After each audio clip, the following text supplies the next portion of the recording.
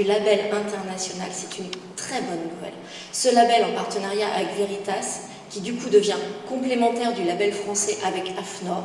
Avoir deux opérateurs, ça permet vraiment de dissocier les genres. C'est une vraie complémentarité. Donc bravo pour cette belle initiative. Bravo pour les entreprises qui s'engagent dans la démarche, parce que ce label, c'est à la fois une manière d'acquérir une culture commune de l'égalité professionnelle. Et je terminerai avec un message un peu plus personnel pour Christina. Christina, je vous ai parlé de valeurs. C'est une femme qui a une vision, c'est une femme qui est tenace, qui défend sa vision. Vision d'un label au niveau français, niveau d'un label européen puis international, et qui n'a jamais lâché l'affaire. Et je crois que tu incarnes typiquement cet entrepreneuriat au féminin, donc bravo pour ce que tu fais au quotidien, bravo pour ce que tu fais pour les femmes, mais aussi pour les hommes, parce que par ricochet, ça marche pour les deux. Donc pour tout cela, sois la bienvenue, et je vous souhaite à chacune et à chacun un très bon colloque de beaux échanges, et j'espère que vous aurez plaisir à découvrir un petit peu plus cette maison. Bonne matinée d'échange. L'égalité professionnelle se traduit, vous le savez, par ce mot clé, l'empowerment, et devient un sujet politique dans le monde. Alors nous sommes ici dans la transversalité même, puisqu'entre le social, l'économie, l'environnement, nous voyons bien que nous sommes sur une démarche interactive qui, au plan mondial, prend un nouveau départ avec les SDGs. Nouveaux objectifs du millénaire qui vont marquer la période qui vont de 2015 à 2030. Et qu'est-ce qu'il y a de nouveau dans ces objectifs du millénaire? Eh bien, c'est la prise en compte du fait que les droits des femmes sont la clé du développement durable. Il ne s'agit donc plus du paradigme ancien qui consistait à dire il faut créer du développement, les conditions qui font que les droits des femmes puissent être mieux respectés, mieux, comment dirais-je, ressenti aussi par les femmes. Non, c'est l'inverse. L'idée, c'est de dire, et Carole l'a dit tout à l'heure, la question de l'égalité est stratégique. Eh bien, elle est stratégique pour le monde. Et elle va être stratégique pour la France. D'ailleurs, la France doit être fière du label que nous avons créé, que nous portons partout d'ailleurs, avec les entreprises, les plus belles entreprises de France et du monde d'ailleurs. Et cela correspond complètement à l'image que nous nous faisons à l'ONU de l'avenir des femmes. Il ne s'agit donc plus d'un espace catégoriel, bien évidemment, fût-ce représentatif de la moitié de l'humanité, mais bien plus d'une dimension essentielle du développement durable, progrès. Et nous l'avons avec Christina Longhi, peut-être, et Carole Couvert et d'autres, et vous tous, parce que je pense aussi particulièrement aux entreprises, qui ont été les premières à accepter et à penser cela, en se disant au fond, les femmes, ce n'est pas une question de rattrapage social ou simplement de justice, c'est une question de compétitivité, de croissance juste et aussi de développement durable. Parce que nous avons trois devoirs. D'abord, celui de l'exemplarité.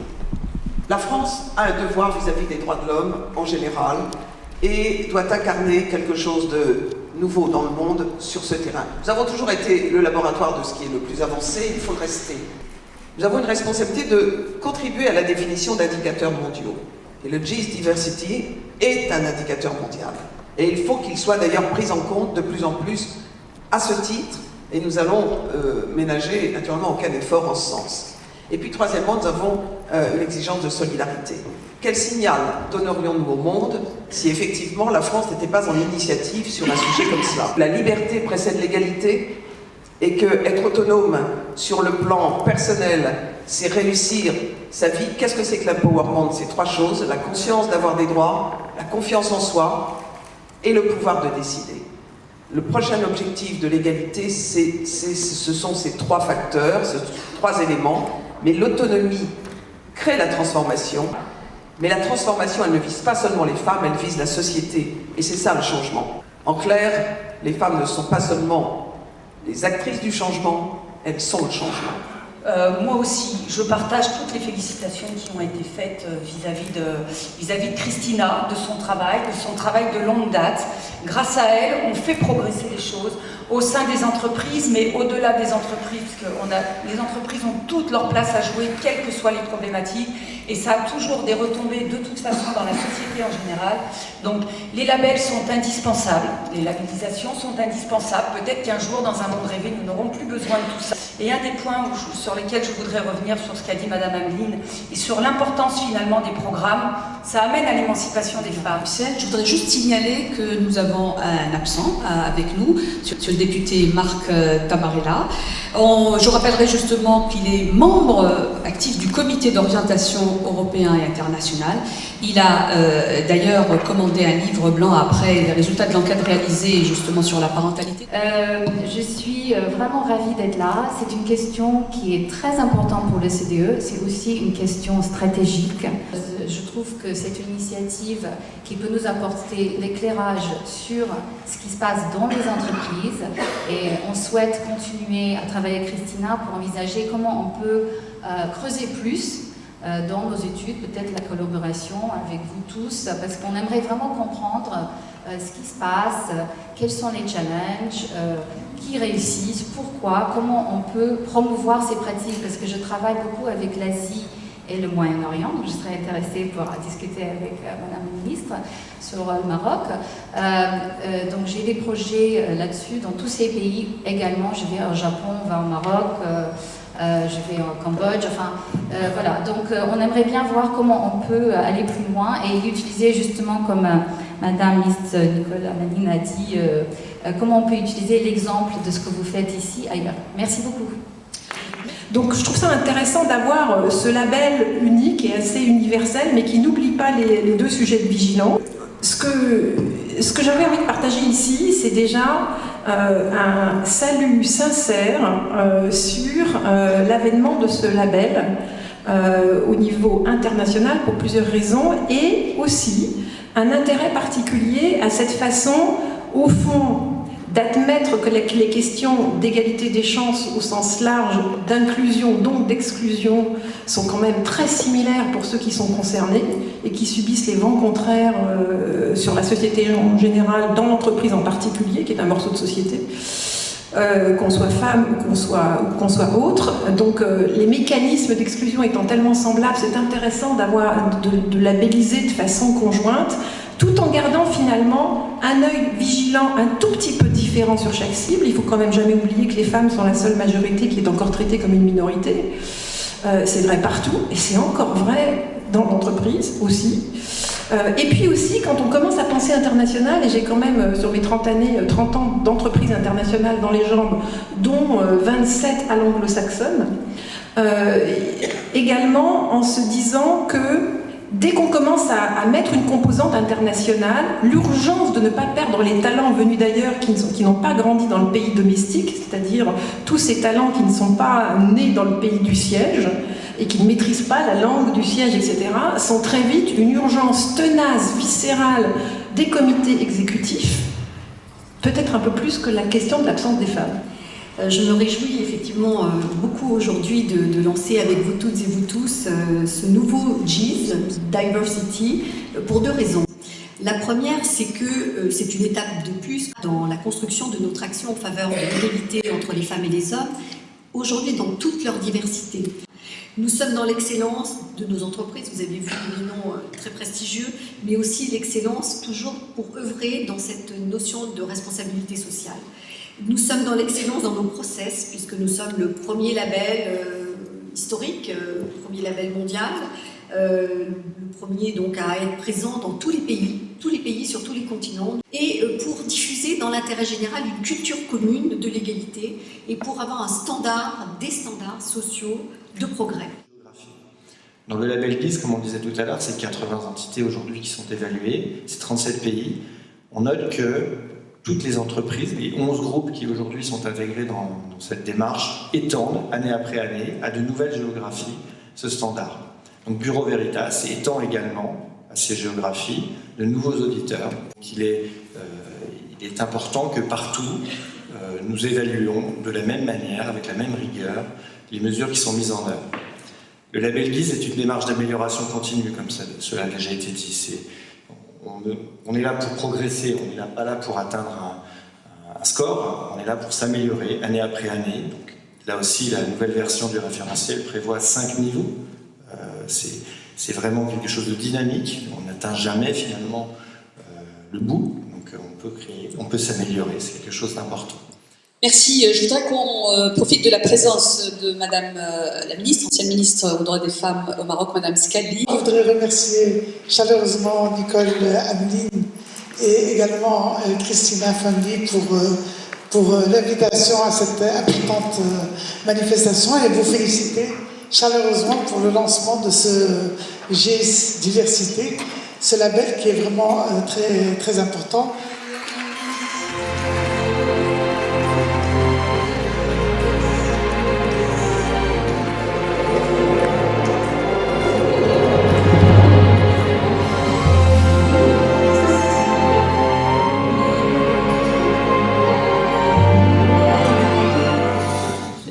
Commencer cette intervention par saluer la Fondation Arborus et Christina. Pourquoi? Parce que, bon, elle l'a rappelé à plusieurs occasions, nous avons participé à la fondation de ce label, mais ce qui est important aujourd'hui de souligner, c'est le fait que tu as compris, Christina, que les entreprises évoluaient dans leur manière de traiter les sujets tant de l'égalité professionnelle que de la diversité, que c'était des sujets qui étaient extrêmement liés à la dimension sociétale et aux écosystèmes dans lesquels évoluent les entreprises aujourd'hui, et que même si le cœur de l'égalité professionnelle restait et a été peut-être historiquement ce que les entreprises ont pris à bras le corps concernant tous les sujets qu'on a traités depuis ce matin.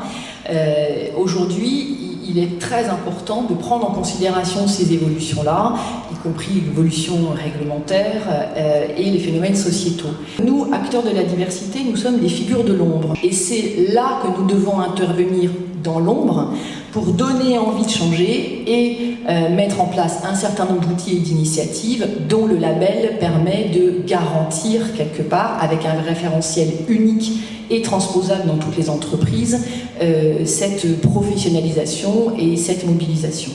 Vu de la fenêtre d'Orange, c'est que rentrer dans ce label GIZ et continuer à se mobiliser pour l'ensemble des filiales de notre entreprise, ça a plusieurs intérêts. Le premier, c'est l'image employeur, l'image de l'entreprise et l'attractivité.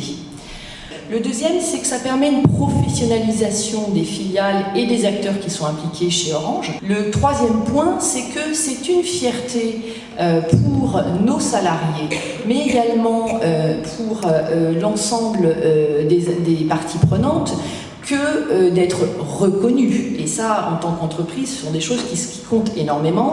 Et puis, lancer ce label, quand on communique autour, c'est aussi sensibiliser, acculturer progressivement nos salariés et les parties prenantes externes au fait que nous sommes mobilisés sur ces sujets et que nous prenons en considération cette dimension-là. Et c'était un bonheur pour Angelica qui m'a accompagnée et moi d'entendre tout ce qui se fait en Pologne, chez Orange Pologne et en Roumanie, parce que nous entendons des pépites d'innovation en termes de diversité et d'action que nous pouvons ensuite partager dans les autres pays pour en faire des best practices et s'appuyer dessus pour pouvoir avancer. Quand on parle d'audit, en plus dans une entreprise technologique comme Orange, tout le monde a peur. Et vraiment l'aspect humain que tout le monde a salué ce matin de cette démarche nous permet vraiment non seulement d'avancer dans ce domaine avec les pays, de les sensibiliser, de travailler avec les RH, mais aussi les rendre fiers. Cette démarche que je salue nous permet aussi d'écouter les pays, puisque comme vous savez, dans tous les pays, en fonction de la réglementation, de la culture, de l'environnement politique et social, les mêmes critères ne se déclinent pas de la même manière. Ça nous permet vraiment d'avoir un échange au-delà de l'outil et de ses résultats, un échange très sincère avec nos interlocuteurs pour établir ensemble un plan d'action, le suivre et être dans une démarche d'amélioration continue. Pour le GIZ est un outil de pilotage de notre stratégie mixité au niveau international. Et il fait partie intégrante effectivement de notre politique ressources humaines et de notre politique RSE. Nous avons effectivement décidé d'inscrire le GIZ dans notre politique, dans notre indice RSE. Cet indice RSE, c'est un indice nouvellement créé qui va comporter 16 indicateurs relatifs à la politique RSE de Carrefour et qui permettra une évaluation de la performance extra-financière de Carrefour, car nous rendrons compte sur chacun des indicateurs de la réalisation, du niveau de réalisation de nos engagements, donc d'atteinte de nos objectifs et dans quel délai. Donc un des indicateurs porte sur la mixité et nous avons décidé de nous engager publiquement à ce que 100% des pays et principales entités de Carrefour soient labellisés GIZ d'ici 2020, sur le sujet donc de la mixité. C'est autant vous dire combien en effet nous jugeons que cela est important et que cela est un outil d'aide au développement de la mixité dans notre groupe. Aujourd'hui, nous avons 5 pays, entités qui sont déjà labellisés, qui sont l'Argentine, la Roumanie, les hypermarchés France et les supermarchés France, Taïwan aussi, et le groupe Carrefour. Donc on a déjà eu ces premiers audits, on a eu du coup des audits de suivi là récemment, car les premiers labels ont été décernés il y a déjà 2 ans. Et donc nous allons poursuivre dans cette logique que je viens de dire, dans le cadre notamment de cet indice RSE, dans le cadre de toute façon de cette politique mixité qu'on a lancée déjà depuis 5 ans maintenant. Et nous allons, voilà, des femmes aujourd'hui sont nommées à des postes clés du groupe grâce à tout cela. Il faut absolument poursuivre. Les actions, certes, elles portent leurs fruits, mais le GIZ nous aidera à atteindre cette mixité que l'on souhaite dans l'ensemble de nos métiers et à tous les niveaux de l'entreprise, car il permet de travailler durablement, c'est-à-dire on n'est pas juste sur l'évaluation de la part des femmes dans les comités de direction, c'est pas ça le GIZ. On regarde les actions qui sont menées pour améliorer la part des femmes dans l'ensemble des strates de management. Et ça, c'est là où on va améliorer on va progresser de manière durable, parce que c'est un changement organisationnel qui est en train de se faire. Le GIZ nous y aide. Je trouve que c'est un cercle vertueux là, qui est en train d'être fait depuis plusieurs années. Merci à votre initiative, parce que la diversité, si on la comprend, on arrivera à l'égalité. Donc le GIZ, c'est un vrai enjeu.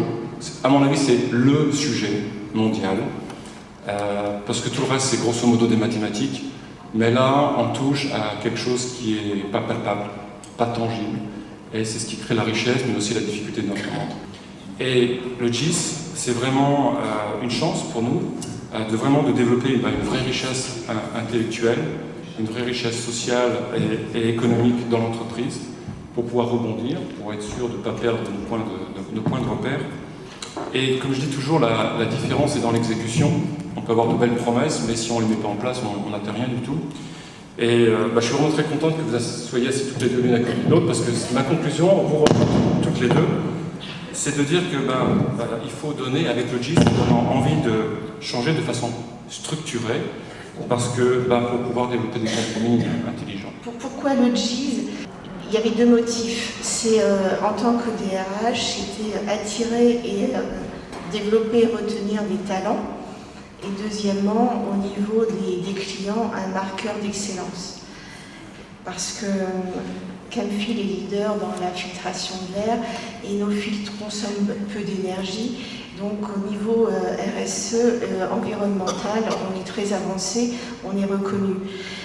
Mais le GIZ, c'était au niveau sociétal, on s'est trouvé avec Christina, après avoir cherché comment mettre des mots sur cette politique.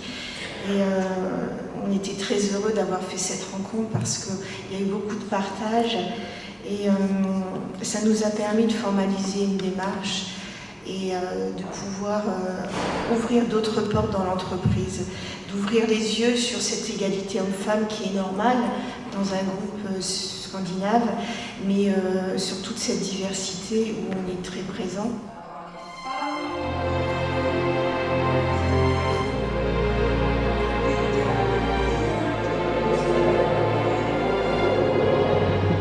Pour ceux qui connaissent nos manifestations, il y a toujours des surprises. Et la surprise aujourd'hui, c'est la remise des premiers trophées GIZ diversité à Orange pour la mention grande entreprise et à Camfil pour la mention PME. C'est un signe d'encouragement à Nicole Ameline pour les bons élèves. Ah oui, c'est une fierté partagée parce que c'est un très bel encouragement pour vous et surtout c'est une première qui va être suivie de beaucoup d'autres parce que nous avons commencé ici avec Carole Couvert et Jacques Dermagne à l'époque, il y a une dizaine d'années. Donc je pense que nous sommes partis vers un très, très beau et très long voyage. Je voudrais simplement qu'on applaudisse vraiment très fort Christina Lunghi, les entreprises. Et chacun d'entre vous, parce que la mobilisation, elle commence en fait.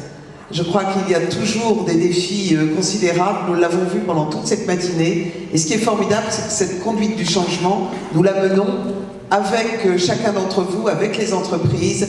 Et ce n'est ni naturellement contre elles, ni sans elles, mais avec elles. Merci.